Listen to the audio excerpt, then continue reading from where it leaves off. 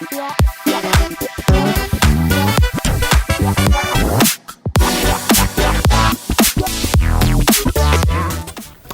up, people? You know what it is by now, Lounge with Louis, but this is the last episode of season 1, and of course, sometimes they say save the best till last. I don't know if I can say that, but I've got something super duper special. You guys by the name of Slidercuts. Thank you, man. Slider, now, let me just get it out there now, because you guys will be confused. Slidercuts is his tag. He's also called Mark, and so if I say both, then just bear with me. I don't mind. Mr. Mark, like, yo, talk to me, like, where are you from? Country or area? All of it. Just give us a little gist of your background. All right, well, my parents are from Nigeria. I was born here. I've moved around actually a lot in my life, right? So when I was younger, before 10, I moved around. I was living in Kingsbury, I lived in Kilburn, I lived in... It's got up my Elscourt, Neasden. Wow. Like, I moved around a lot. Then I moved to Camden. I'm Gospel Oak in Camden when I was 10. Stayed there till I was 26, and then I've lived in Hackney since then. Okay. So you've been about, all that seems to be quite like northwest, central sort of side. Yeah, till I moved to East, yeah. Until you moved to East. Do you prefer East? I think I do, but I don't know. Do you know what? As an adult, that's the only place I've really lived. Yeah. When I moved out, I moved to East, so that's my first place on my own. Okay. Everyone else was like, I just moved wherever. I was a kid, I don't know. Yeah. Why did you make the change over to East from Camden? The reason I moved is because when I got married and I moved in with my wife, we were looking for a place that was, she's from South, so we were looking for a place that was kind of central to both of us. So I was like, okay, where can we live that it's easy to get to South, it's easy for me to get to work. At the time I was working in Holloway, I lived in Gospel Oak. We looked at different things, like we just done this thing where we said, where are the things which are important to us? Yeah. You know, where from your mom's house, your sister, friends, the church we go to, where I work, where potentially you could be working, and we just looked on the map and was like, what location can we go to that would be easiest to get to all of those things there? And Dalston was that location. Okay. Wow, okay, makes sense. Obviously, it's common ground, isn't it? Yeah. Just to make it easy so you can get everywhere. And talking of common ground and locations, you've opened your shop Slidercuts in the heart of East London. Yeah. Hackney. Yeah. Hackney Road. Now, one thing I've got to say, because I used to go D&L's, right? Yeah. And you kept this quiet, because we was going D&L's, you never mentioned, I've got a shop opening, 2-2s now, I must have been bopping along Hackney Road. Oh yeah, and I see Slidercuts, I was like, what? Yeah, I remember that. You kept that quiet, bro. You know what, it wasn't quite, do you know what it was for me? It wasn't a secret. So anybody who would have had a conversation with me would know. But it wasn't something that I was kind of like blurting out there. And the only reason was because I'm in someone else's shop right now. I didn't want to be like, every moment, hey guys, I've got my own shop coming, I just felt like, to be very respectful, do what I'm doing. Everybody in the shop knew, the owner knew, everybody knew. Okay. It was not a secret. Okay. But I thought it was important to show respect and not kind of like being in someone else's business and just be constantly like, I'm doing this, guys, I'm doing that, guys. So that's the reason why I just wasn't fully speaking about it. Okay, wow. Well, it's a respectful angle, and that's just maturity. That's a really good angle to come from and perspective. So I'm sure they all respected that and appreciated that as well. So before we get into the nitty gritty and about everything you do, because you're a man of many things, many talents, not just a barber, but so your upbringing, you was brought up in Camden and Neasden, so on and so forth. Did you always know what you wanted to do, being like brought up in your younger ages at school? Did you have an idea of who you was and what you wanted to do? No, when I was younger, I wanted to be an actor. I wanted to be what else I wanted to be? I wanted to be an actor. I wanted to be, at one stage, not a singer. I think every child at one stage wanted to be a singer. You know, I wanted to be an MC. I wanted to dance. I wanted to... Creative. Basically, performing arts. Performing arts was the thing I wanted to do. And then barbering was something I started doing when I was like 14, not as a career, but more so because we couldn't afford to go to the barbershop. Oh, wow. So we got haircuts at home. When I look back, the funny thing was I was always interested in hair. Because before I ever picked up the clippers, I used to watch, when I watched TV, I'd always be looking at their haircuts. When I was watching, I remember like Kid and Play, looking at their haircut, that was iconic. They obviously, Kid had the super high top, right? you know, Fresh Prince, looking at their haircuts. I remember watching Hang Time, some program called Hang Time, and there's this guy who had like a high skin fade with like a number 3 on top. And I remember saying, one day when I'm able to go to the barber shop, I'm going to get that haircut. You know, that's going to be the haircut I get. That's the haircut I want, you know. So I realized I was always interested in their hair, and that's the reason why I ended up picking up the clippers to cut my own hair, to say, look, I want a good haircut. And that's how it kind of happened. So it's like most things, like whether we know it or not, it is through what we take on, what we see, and usually the medium is like films and stuff. That's where inspiration comes from. And that's where your inspiration as a barber has now come from. So in terms of everything else that you mentioned, you want to be a singer, dancer, this, that, the other, are they still there? Is that something you still would like to pursue, or are you in your own lane now with Slidercuts? I'm doing what I'm doing now, but you could say some of these other things I do incorporate into my business though. For sure, you do. So it's like, well, I'd love to sing, but I can't sing. But what I'm doing... Well, mate, you're going to hate me later. But I can't sing. But what I'm actually about to do is, I'm about to actually start signing up. I'm about to sign up to do vocal classes. Okay. And it's not because I want to be a singer. I just want to be able to sing. It's never too late. Yes, not to be a singer. I just want to. I just want to be able to sing along to a song, and people stop dissing me. You know, I get dissed in the shop, and I sing along, and people always like, you know, you can't sing, or like, you know what, leave it to the professionals. They're just always getting at me. Like, so I know this guy called Wilson, right, and he's a singer himself, but he does vocal training. So I'm like, you know what? Let's do a session. Let's do a session together. Well, he actually said to me, look, I will do a session. I'm being serious. I'll do a session with you. I said, cool, you know what? I'm on it, you know, so I'm going to be doing that side of things. With my Instagram, you know, that is basically performing to some degree. 100%. You know, energy. Yeah, it's performing. So I still perform to Instagram. I do like little sketches. I mixed up 2 words. Skits or sketches. I mixed up the both words. I do little sketches which I put on my Instagram as well, which is acting. You know, so some of the things I wanted to do as a child, you're finding ways to do it now. Finding ways to do it, because another thing which I wanted to do as well, which I didn't mention, was I wanted to be a counsellor / therapist at one stage as well. And through the barber chair, I'm still doing that. So everything which I wanted to do, has been incorporated into my business. Mention counselling and barber chair and barber, like the barber shop. Did you watch Barbershop Chronicles? Because again, that's that kind of idea of a young lad coming in, and you got the barbers, you got your Jamaican, and they went to every different country, didn't they? And you saw how the barbers are. But you know, for a lot of young people, going to a barber shop, that is their rehab. You know, like talking to their barber, or just listening, or having conversations on football. It brings a lot of young people joy. It's amazing. Well, activity number 1, Mr. Slider. Here we have Louis J presents quickfire core questions. Okay. You ready? No. I love this guy. All right, here we go. Talent still. Whitney Houston, Beyonce, Nicki Minaj. Whitney Houston. Oh, no, Beyonce. Achievement still. Fastest person, best footballer, greatest boxer. Best footballer. Number 1 game changer, Kanye West, Drake, Jay-Z. Jay-Z. Most influential, MJ, Bob Marley, Elvis Presley. Michael Jackson. Best TV sitcom, Fresh Prince, Simpsons, or Friends? Fresh Prince. But Friends is up there as well. Say that. I love my Friends. You can't sleep on Friends. You know, but you know what it is? I almost feel like both of them were there, but culturally, Fresh Prince was a lot more impacting to me. How?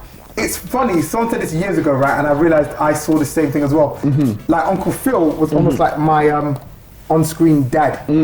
Like I looked at Uncle Phil subconsciously, and it's kind of like, rare.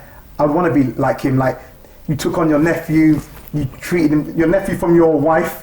You know, you treated him exactly as your son, and all these things. And I looked at him thinking, like I would like to kind of like have some of those values in myself, you know. And I grew up without my dad as well, so it's not like I looked at him and thought, oh, there's my dad on TV. But what he done, I think, was really impacting for me, you know, especially as I got older now, and I realized, right, that's a lot to take on someone else, to take on a child. You know, you're giving them pocket money, you're doing this, you're doing that. That's a lot. I fully respect anyone who does that, who adopt children. You know, you take on children, like, so I feel like that's it. and also culturally as well, you know, they're black, so you can relate to them a lot more because you know you're seeing yourself on TV. So that's what I said. Fresh Prince culturally is a lot more impacting to me. But Friends is a great show. You know, it was like well written and you know. So yeah, that's difficult. But you said Fresh Prince, so we're rolling with Fresh Prince. Yeah, it's the first thing I said. Yeah. Crazy. Okay, so like. This obviously season, as you know, because you've been watching Slider, is following and fame. Following and fame. How do you cope with the following that you've got quite quickly as well in terms of your Instagram, your followers and fame? People know who you are. I mean, you're constantly representing your own brand. Wherever you walk, you'll always catch Slider in black, in Slidercuts, whether it's a hat, scarf, whatever it is, gloves. He's got it all. Like, how do you deal with the following and fame? What's it like? Well, it's not like fame, like I'm getting rushed when I walk out my door, so no. It's not like I can't go to the shop or anything like that. It's cool, to be honest, because all I get is people seeing me on the street and going, oh, you're the barber guy, yeah, I follow you on Instagram, yeah, keep up the good work. So all I get is Love. they love. I don't get any hate or kind of like anyone disgruntled at me. So you know, and it's not, as I said, it's not, I'm not making it, it's not like massive, like I'm getting floods of people, but you know, when I do walk on the street, majority of the time someone recognizes you. Yeah, and goes, oh, I see you on Instagram, or I follow you. Especially, I guess my brand is a local brand as well. Yeah. So it's, I guess, makes sense that would you not say it's national as well? Do people not know about you up in Manchester and stuff? Because you cut AJ's hair. Oh yeah, no, definitely. People know me, but what I mean is a bulk of my following would be in London and would be in kind of urban areas. Okay.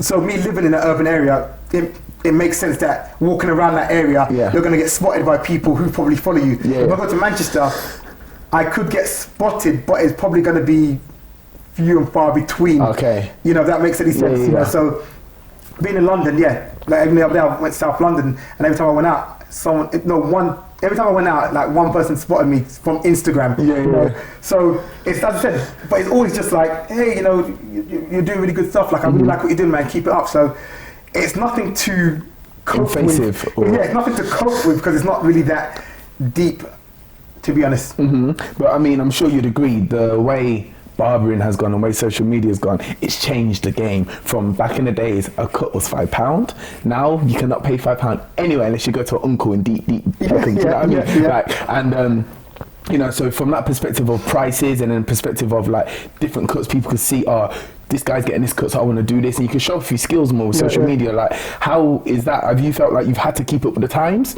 and like get on TikTok and get on this and get on all these different? Definitely, yeah, you've got to keep up with the times. Listen, I'd say I'm a business person, so I look at most things in my business through a business lens. So I have this thing where everybody is, that's where you should be. Okay. So, and what I mean by where everyone is, I don't mean by where the whole world is, but I'm talking about where your demographic, or who you're promoting to, or who you're selling to, or who's buying your product. That's where you should be. You know, if an ice cream van, you know, wants to sell ice cream, you go to a park on a hot day. That makes sense. Your audience is there. You know, and that's why I see it with what I'm doing. So when TikTok come out, I was like, well, I should have a TikTok account. You know, and you've got one. I got one, yeah.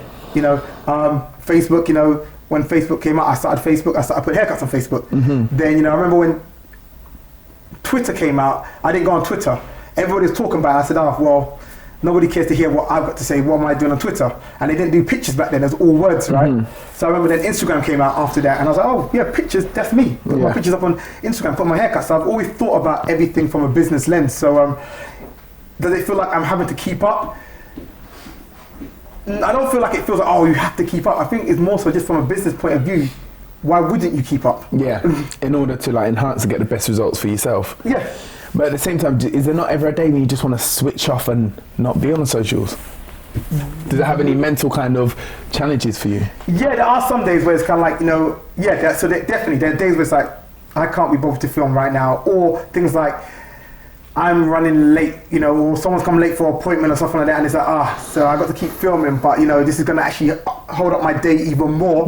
So there are times which I just don't want to, but so you could say I do feel in a place where now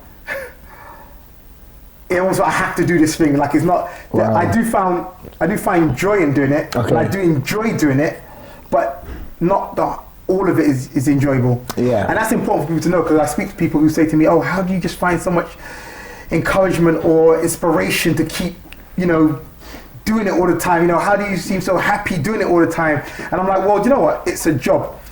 So I don't always feel the happiest doing it, but it's a job. So I see it as I have to do it. You know, and consistency is something which I always feel that will prevail in anybody in any industry. Consistency. So it's not about doing things when you can be bothered. It's about doing them all the time. Yeah. You know, so you know, I might be tired today to get up to go work, but I have to go to work. Why? Because it's work. That's what you have to do. You don't go there when you feel like it. Yeah. So I see social media a similar thing as well. It's kind of like keeping up with it is kind of like part of my work as well. So whether I feel like it or not, I'm going to keep up with it. And then also there are pressures, because there'll be times which I'm not posting as much and people will message me and say, what's going on? Are you okay? Like, what's happening? Like, I didn't see anything today, or there wasn't a lot. And then I'm like, rad, this is like a bit of pressure now, because like, so if I decide not to post today, people are going to feel like there's something missing. Like, people are expecting, like, you set a standard where you post every day, so people are expecting it. If they don't get it, it's like, well, what's going on with Slider? You know? Crazy. I'll tell you what's crazier. We're going for activity number 2, and this is the one you're going to love, because you mentioned about vocal lessons. I haven't done the vocal lessons yet. Oh, well, that's a shame. Maybe you should have been more prepared. Because right now we're going to do duet. So, here we have a few songs. You can flick through them, and we're going to sing together. Masha R. Kelly says, yo, you sure you're We can do that, bro. I will take the brunt of it. I don't mind being R. Kelly, man. Come on, episode number 5. I love it. Oh, all right. You all right? Let's keep it safe. Blinded by your grace. Yeah? Yeah. All right, cool. Dilemma.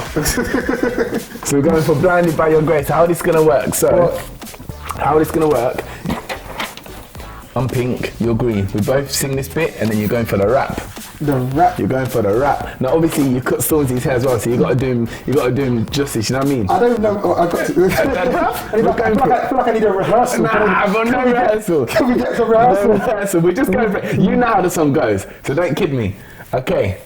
So. What, green and thing on the same line now? Yeah. So we're both doing this bit, and then that's you. So. Lord, I've been broken, although I'm not worthy. You fixed me and I'm blinded. By your grace, you came and saved me. So we'll do that twice, and then you're going one time for the Lord, one time for the glory. Okay? Alright, cool. Oh, so you're not singing, you're not doing any of this part? That's you, my guy. That's you. That's you. Alright, are you ready? And I count of 3, 2, 1. Wait. So we're not doing the top part? Nah, this highlighted. Okay, cool, let's go. He's got this. Come on, Slider. But let's go. Alright. I love the attitude. Let's go. Let's get this popping. Okay, 3, 2, 1. Lord, I've been broken, although I'm not worthy. You fixed me, now I'm blinded by your grace. You came and saved me, Lord, I've been broken, although I'm not worthy. You fixed me, now I'm blinded by your grace. You came and saved me. One time for the Lord, one time for the cause, and one round of applause, one time for Fated Cheese Split for the cause. I think I found one. I stay prayed up, then I get the job done. I'm Abigail's youth, but I'm God's son. But I'm up now, look at what God done. Now real talk, look at what God did. I'm on the main stage running around topless, phone flipped, and I tell him that I got this. This is God's plan, we can never stop this. Hey! God. You got the flow, God. I'm trying to read the lyrics. You can never stop this. Like, wait right there, can you stop this verse? You saved this kid and it's not my first. It's not by blood and it's not by birth. But oh my God, what a God I serve. Listen, I've got to put this out there now. He's called Slidercuts for a reason. Why is he called Slider? Because you used to MC in it. I used to MC. You used to MC, bro. Yeah, I wish I had some preparation. For that, I would have learned the lyrics. No.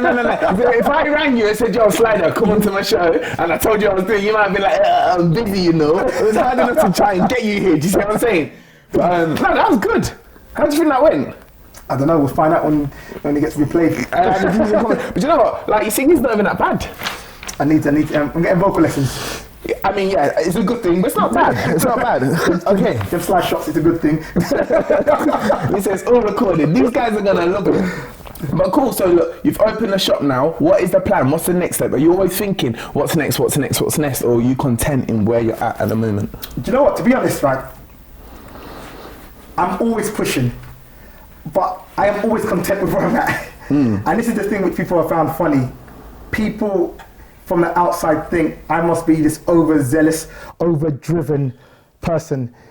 And the reality is, I'm not actually, I am driven and I am zealous, but I'm actually very content. Okay. So for the last probably 10 to 13, 15 years of my life, I've been content with where I've been at. But I just push forward because I'm just doing that. But I've been happy. Ambitious. But I've been happy with where I'm at. Yeah, so yeah. it hasn't been a thing where it's kind of like, I need to get out of this situation. I need to get out of this situation. I've been happy. When I was working in the shop, working in D&Ls, I was happy. Really. I was cool. I was content. The only time I felt, you could say, a bit of agitation was when I had, I was getting a new place and I had got a new place and I was building a new place. Yeah. Then it was kind of like excitement to what was coming. But before I made that decision, I was cool. I was happy. So I just push just because I push. But it's not me thinking to myself, in 10 years I need to be here. Because I'm happy with the shop right now. So you don't have like a 10-year plan, for example? I don't have a 10-year plan. No. I am genuinely happy where I'm at. I'm happy with what I'm doing right now. There's about 3 spaces left in my shop. Like I've got probably about 14, 15 chairs, and I've got like 3 empty spaces. I want to fill those spaces. That's what I want to do. Open up another shop, could do it. But if I'm being honest, I feel like everybody else wants it more than me. Because everybody I speak to always asks me that question. So when you open up another shop, I feel pressure that if I don't open up another shop, I've let people down. But I'm actually happy where I'm at. The thing actually which I would like to do would be more so, I'd like to open up an academy. A business and barbering academy. Okay. Because I feel like the business side of things, people don't get taught in barbering, but also I feel like I'd like to teach people almost like fundamental business, which I almost feel like it doesn't get taught in colleges. Okay. It doesn't get taught in university. I feel like these places teach you the logistics of business. But what about the reality of business? Of being someone who has bad credit and you can't get a loan out, and you come from a poor demographic, so there's no one around you with money. How do you set up a business in that situation? Don't ask me, that's bars. Ask them. But the logistics are cool. If you get money, you can invest it into here, you can do this, you can do that. Those are all the logistics. But what about the reality of people like me, which are coming from a place where I couldn't even afford to go get a haircut? So how is someone like me ever going to build up a business?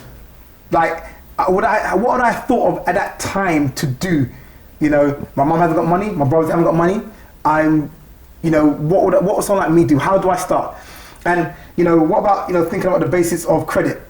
Because we found out about credit when we go to get something, and we realize that for the last few years we've mashed up our credit. That's most of the people which I know. It's kind of like, then when they went to get a phone line themselves, they're like, no, you can't get one, and then they realize what credit was. But why are these things not taught? So true. From foundation. But how did you get yourself in the position you're in now then? I failed, I messed up, and I got back on track. And then I was like, all right, okay, that's the reason why you shouldn't do that, or you should do this. And then I just started teaching other people. So every time I failed and messed up at something, I took it on as a lesson to myself, and then just told everyone, as much people as possible. That's why on my Instagram, I put out these business tips, is because I never got taught them. In building up this shop, the mistakes I made in building up this shop? The money I lost in building up this shop? I lost literally money that didn't have to be lost. I probably lost about 50 to 60,000 pounds in money that didn't have to be lost. Wrong builders, for one. Remember the wrong builders? They stole my money. They did works, they didn't finish the works. I gave them about 70,000 pounds to 70, maybe between 65 and 80,000 pounds somewhere. But then I had to spend money to get it finished, one. But not to get the project finished, but to get it to a place where I could work in it, which cost me another 30,000 pounds. My gosh. And then I had to spend another 20 to 25,000 pounds to get the project finished. So now the shop is basically complete to how it should have been when it was originally built. So I spent an extra, 50 something thousand pounds to get it to there, right? Crazy. So that was a mistake. How did you deal with that? I didn't even think about it. I just moved on. Just kind of like, okay, what do I need to do to fix it? I love that. I didn't think about it, because what's the point? There's nothing you can do about that now. And I have this thing where it's like, we only have so much energy. Like everybody's only got so much capacity. So for me, it's important to put that energy into the right thing. Into the thing which is the solution. Yeah, solution. So that, you know, you can put your energy into crying over what's gone wrong. And I'm not saying that you shouldn't cry and, you know, you shouldn't kind of sit there and take in what's happened. But for me as a business owner and a business leader, you could say, I haven't got the time to focus on the things which have gone wrong. I need to look at the solutions now. You know, just like the lockdown where it's like, you know, what are you going to do? There's a lockdown, you know, your shop's not open. Well, I haven't got the time to think about the bills that I can't pay and all these things which I can't do and all the things I have no control over. I need to put the energy into what can I do to get the money for those bills? What can I do to keep open? How can I, you know, help the staff? How can I do this? How can I do that? And just put the energy into that. So with all the things which I made mistakes with, I just use them as lessons and just moved on because there's no time to focus on them. And you think, what can I do now? So cool, I lost that money. Okay, cool. I need to find some more money. Okay, loan companies, online loan companies. Okay, people who want to borrow me money. Just look at all the different things. So for me, I just learned a lot of things on this journey, and I was just okay. Every time I learned something, I was like, okay, cool. Let me tell everybody else. So that's how I learned, just from failing and picking myself up. And that's why it's funny. I always see myself as the person that is, especially in this industry now. I feel like as a barber, I'm not taking all the risks, but I'm doing it first. Because I'm doing a lot of things first. You could say. Yeah.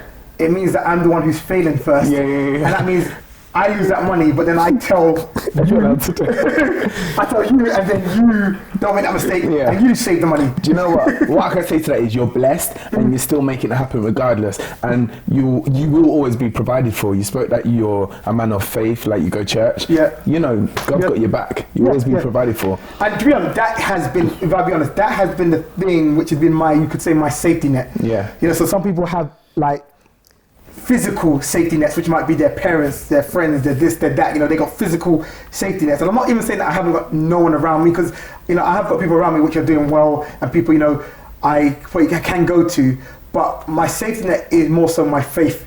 So the whole time that, even like when I was building a shop and things kept on going wrong, for me, it was kind of like, you know what, God, you got me. Like, you know, that was my safety net, just being like, you know what, God, you got me, so let me just keep moving. And you know, when people are like, you know, why did you keep going? Why didn't you just stop? Like, I would have stopped there. It's just like, I just felt a sense of God's presence in my life. So it's like, do you know what? I'm good. I love that. That was really my main safety net. People, take it on. Take it on. Not everyday hype. Listen, observe and apply application. But now you're going to apply. Activity number 3. We know what it is now. What is that? It's spoken word. So here I have fun. Yeah, man, and you're creative. So you've got this. About what? I'm going to give you 3 words, 3 random words, and you've got to create a spoken word piece or poem about the 3 words I give you. So what should we go with today? Let's go for Barber. Something close to home. Barber. Let's go for worldwide, and let's go for pottery. That is random. Okay, I haven't got really anything, so we're going to have to go with on the spot. This is on the spot anyway. Yeah, it's on the spot, but look, he had the opportunity to write things down and he's like, he can't. Because I work better in here. Say no more. I work better in here. Say no more. The stage is yours when you're ready. Spoken word, barbering, worldwide, pottery. Random, the pottery one's so random. All right. And the camera's there. Like, okay. All right, let's go. It's just freestyling, just let you know, real freestyling. The only thing I've got is my first line, which is Slidercuts, because I always got to big up the brand. Slidercuts. I'm a barber. I'm a local brand. We started in your area, but I went worldwide. Now I'm known in country lands. My faith is my net, my security, where my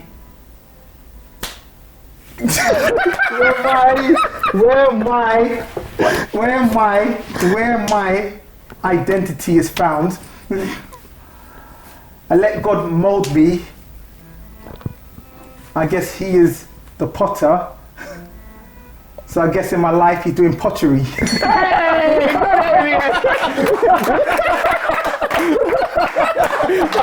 I love this guy, you're too funny. You're too funny. Oh, mate. God, there it is. Do you know what I mean? It's funny because everyone's different and like, I understand you. You'd rather think things in your head instead of writing things down. It's not for everyone, is it? I'm literally like, yeah, I do, in my head, it's a lot easier in my head than writing things down. I feel, do you know what it is? In my life, I find when I write things down, things become forced.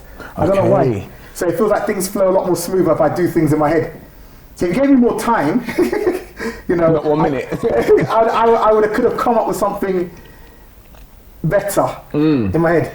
Could have given you some buzz. Well, we appreciated that, man. I mean, we're seeing your Instagram when you're chatting buzz and doing all this and that. We know you got it. You're cool. Now, the number one question that everyone is wanting me to ask. Do you know what it is? Do you know what? Is it something to do with Anthony Joshua? It's actually not. Okay. Everyone, maybe it is. Maybe it is. No, my question is, as a barber, what's the best experience you've had? Or like, that could be someone took you somewhere, or you've been in, you know, you've seen something. What's the best experience you've had as a barber? Because obviously you do have high clients. The best experience I've had as a barber. The best experience. I don't know. I can't think of the best. I can give you like maybe one or two, like some highlights. Of my highlights. You know, I think one of my highlights, major highlights, is not actually a moment, but it's something which is kind of like a thing that is being done, which is like I got the shop now. That's a major highlight, just having my own shop, to be honest. But I've got like 16 staff members. Wow. You know, there's like 10 barbers, there's like 3 runners, like young guys which are mentoring and training up. Then there's like, you know, the nail technician and facial, and she's a nail technician. And then we've got like my PA, publicist, receptionist, assistant, chef, chauffeur, you know. So with all of these people here, one of my highlights is that I've been put in a position where all these people are getting paid, and it's through the business I've set up. Wow. So that is a major thing. Like for my business, it's one of my proudest things about my business. So people always think it might be something which is kind of like, oh, when you cut this person's hair, and it's not at all. It literally is being put in a position where I can help people provide for their families. Yeah.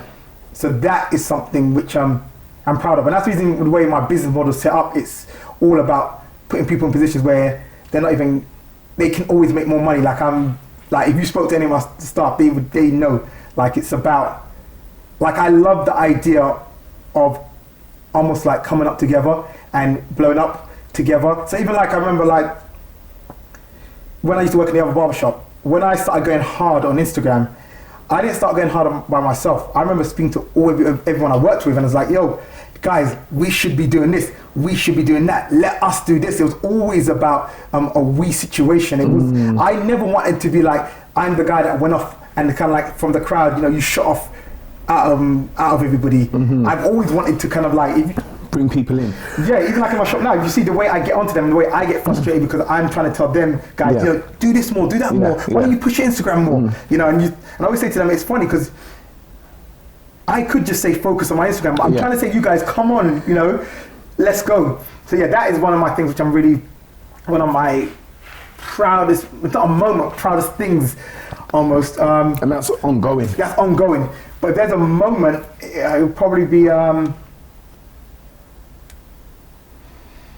I don't know, probably the day I opened up the shop, the launch, the launch of my shop would probably be. You had a celebration, right? Yeah, I did a launch, and that would probably be the thing that was one of my biggest moments, highlights as a barber. There's probably other things as well which I'm just not remembering.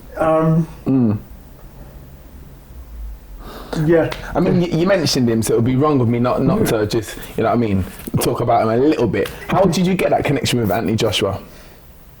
The full story is actually a funny story, which I don't think I've ever said online. You've heard it here first. Come on. what's funny is I recorded a video about it 2 days ago. Oh. I haven't put it out there, and I don't think I'm going to put it out there actually. But yeah, I've never actually said this online. The actual the full story, which is actually funny. So I'm not going to mention any names in it, right? So how I started kind of Anthony Joshua was he saw me on Instagram. So everybody knows this part. He saw me on Instagram and he contacted me. Okay. That's the part. That's the story that everyone knows, and that is what happened. But what actually fully happened was he saw me on Instagram and he saw my work on Instagram, and he came to the shop one day and got a haircut from another barber. Then about a week, 2 weeks later, he came back, but he contacted me to get a haircut. Cool, I didn't know why, but that was it. And I remember when he was in the chair, he said this thing where he was like, he said something about, yeah, I switch barbers, I don't care. Or something, no, I don't care. He said something like, I switch barbers, yeah, I switch barbers. It was something along the line, but I didn't get why he was saying it, to be honest.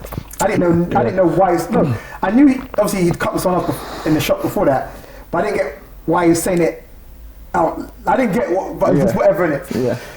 So then, 2 years later, literally, I'm speaking to his friend who comes with him, and he tells me what happened. And this is when I found out the story of what happened. So basically what happened was he saw me on Instagram, and he went online, I don't know, he found the shop number. His friend was the one who called up for him and called up the shop. He said when he called up the shop, he said Slidercuts. But the person who answered said something like nah, or it's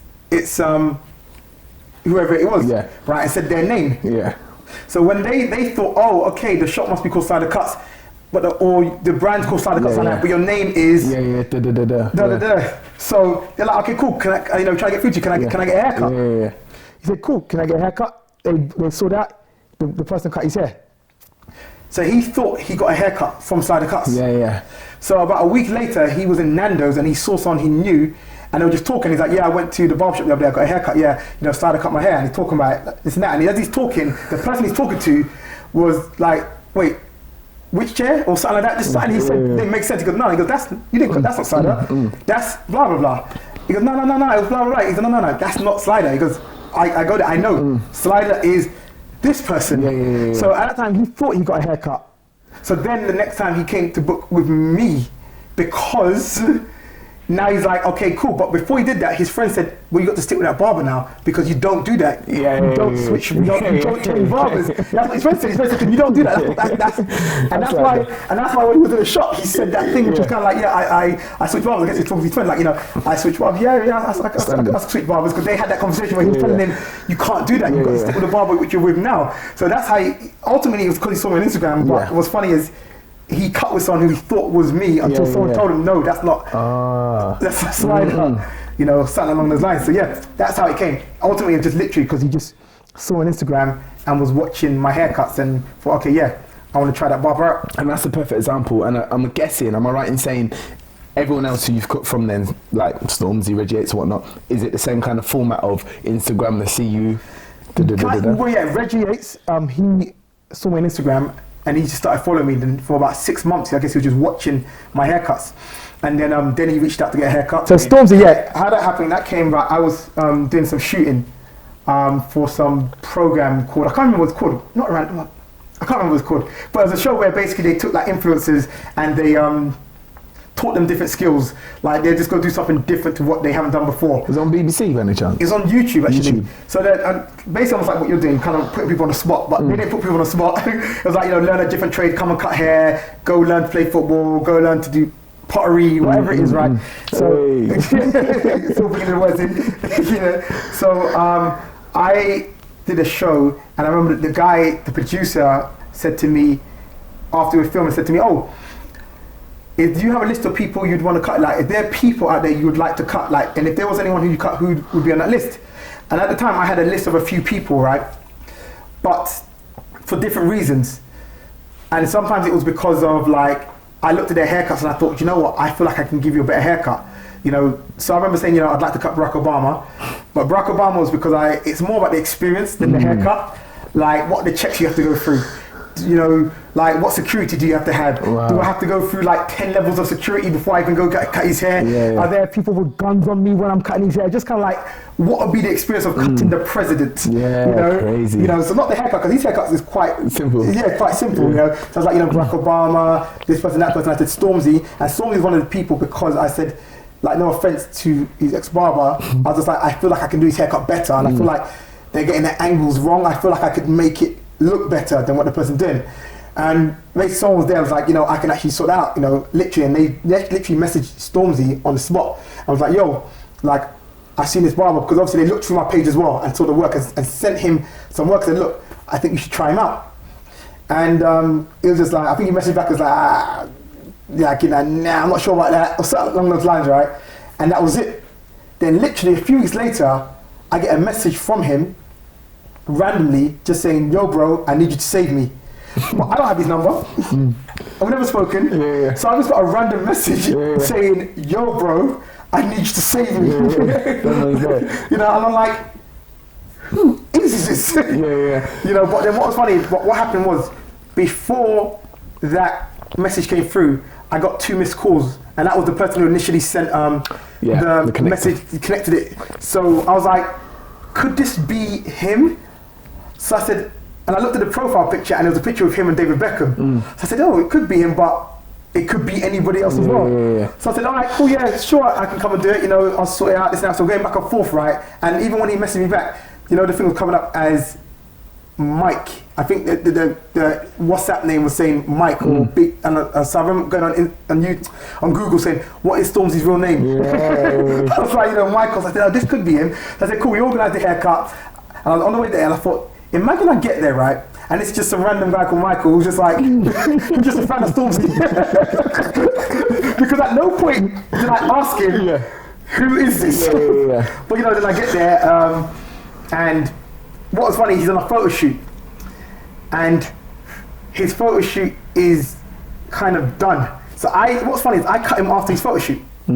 So he gets a hair, he does his photo shoot with no haircut, then I basically cut his hair. And then he was happy with the haircut. And he was like, yeah, like, this is me. Like, he's like, this is me. And I remember he went on his Snapchat and he started going, guys, I'm back. All those guys who were getting at me, I am back. And that's how I started cutting his hair. Wow.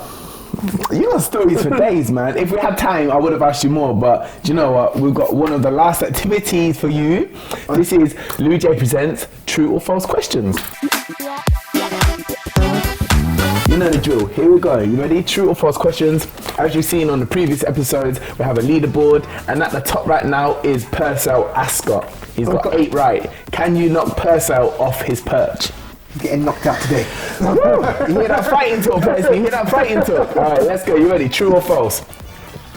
An octopus has 5 hearts. False. Flying in an aeroplane is statistically safer than driving in a car. True. The total weight of termites on Earth is heavier than the total weight of humans on Earth. False. A heptagon has 8 sides. True. Batman is a Marvel character. False. The Sahara Desert spans 12 countries. True. Is light and noise a type of pollution? False. No. Milk is 87% water. False. Twitter was found by Jeff Bezos. True. No. False. What am I talking about? False. Michelle Obama is older than Barack Obama. True. You have got 5 out of 10. So I didn't get knocked. Percy, you're the winner, bro. I didn't You know did that. it, brother. Bro. Yeah, 5, innit? Like, it's not too bad, average, but you know, you didn't come bottom, innit? I won't say you come bottom. The leaderboard that you can see you come bottom, So you got 8, I got 5. Yeah. Next time, I've got to interview you again. Firstly, diss track coming soon. This track, oh, that's deep, you know. That is deep. I'm gonna make sure this happens as well. Diss track pending. Maybe season 2. Look at this guy's not ramping. Do you know what? Let me hit you with the final question. Before the final question, I've got a question because I think it'll be quite important to know. Yep. Do you have a routine in life, or as in like when you wake up, so on and so forth? And if so, like what is it? What what are the things that you feel like you need to do in order to have a good day? Do you know what? Whatever I do, I just feel like make it a good day anyway, to be honest. But when I'm trying to stick to a routine, I got different routines. When I'm working, I try and get up earlier than I need to get up so that I can do everything I need to get ready, get dressed, and be able to sit down before I leave my house for, let's say, like half an hour, 45 minutes, pray. Then if I need to set up my post for the day, but basically be ready basically an hour before I need to leave. But that means everything ready. That means my shoes at the door ready to be put on, my bags packed, I got all my clothes on, I'm just sitting there and I'm ready to go. So now I can pray for however long it is. That could be 5 minutes, that could be 15 minutes. And then I can just sit there and chill. And sometimes I might be preparing posts if I haven't prepared them from the day before. And sometimes it's just chilling there just to be like, do nothing. Just to do nothing, you know. And that helps the day because rushing is physically tired and mentally tiring. So if you could actually get up a little bit earlier, not even an hour, but if you get up a little bit earlier and take your time, you'll find that you have more energy in the day. So that is something which I try to do when I'm not working, on like the days which I'm not working, or when there's lockdowns, you know, try to get up earlier in the morning and do my posts and edit the videos which I need to do. And then, you know, before the kids get up and before my wife gets up, do all that kind of stuff there, get that out of the way, and then Daddy life, breakfast, and so on and so on. Yeah, man, there's two things. I know two quotes that you personally say. One of them is like, I know it because I used to hear you drum it on the social media, and that's the being on time is... Early is on time. Would you like to tell us? Early is on time is late, and late is unacceptable. That's true, guys. Remember that. Again, it's bars. Be ready, be prepared. Organisation's effing. And I cannot let you go without me telling you to do what's this famous thing that you do every morning on your Instagram before when you open up the shop. Oh, when I'm in work. Yeah, work mode. Hit us with it. I can't hit you the whole thing because, you know, we're not in a barber shop here. But in the morning, when I get into the shop and I've got everything prepared, everything's ready, I'm ready to go, TV's on, lights are on, shutters are up, the clippers are warmed up, everything, and I'm now ready to cut hair. I pick up the phone and I say, morning, Insta! Yes, I am back in the barbershop.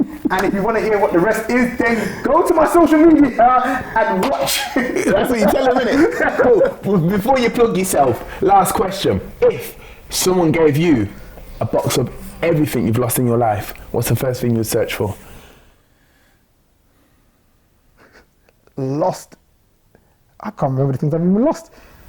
Not robbed. Robbed of me. Lost. You don't sound like that money back that you just took off me. Hey, of course, mate. Bloody what? 50 grand. You know, things I've lost. What have I think I've... Right now, what have I lost? No, do you know what? This isn't lost, right? But this is something that my wife deleted that I would want back.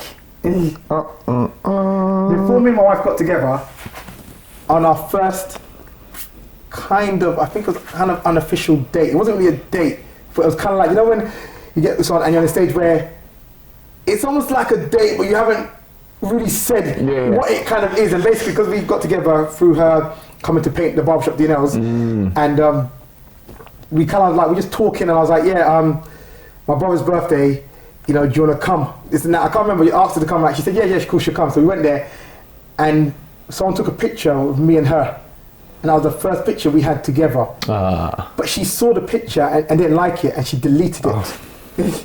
Women, bruv. And she deleted the picture. And I remember looking for the phone, the camera, thinking, what happened to this picture we took? And I think a while later, maybe I remember just talking to her when we got together, like maybe like a year later, and saying, yo, like I remember there was a picture and it just disappeared. And she's like, oh no, I deleted it because I didn't like it. And I wish I had that picture back. Well, she would love to hear that. That's sweet. That's cute. Brownie points, isn't it? He's getting brownie points. It's the truth. That has actually bothered me. I wish I had that picture back. Yeah, for real. I hear that. It's sentimental to you, innit? Yeah. It's first moment, innit? Yeah. Mad. Mr. Slider, go on, plug yourself. Tell people, where can I find you? Just type in Slidercuts anywhere and everywhere, and you will find me. Whether that's Instagram, TikTok, Twitter, Facebook, my website, Google, whatever. MSN, MySpace. MySpace. Probably. Does MySpace still exist? Probably not. Yeah, mad thing. Guys, listen, man like Slider come through for me, and listen, thank you for coming, man. It's been a pleasure. That is the end of Loungin with Louis season 1. It's been a journey. I hope you've enjoyed the last 5 weeks, and I'm sure I'm going to be back with something bigger and better. So guys, make sure you comment and tell me what you want to see, who you want to see, what I can do better. I'm always open to listening and making this pleasurable for you guys. Entertainment at its best. Until then, take care, God bless, peace out.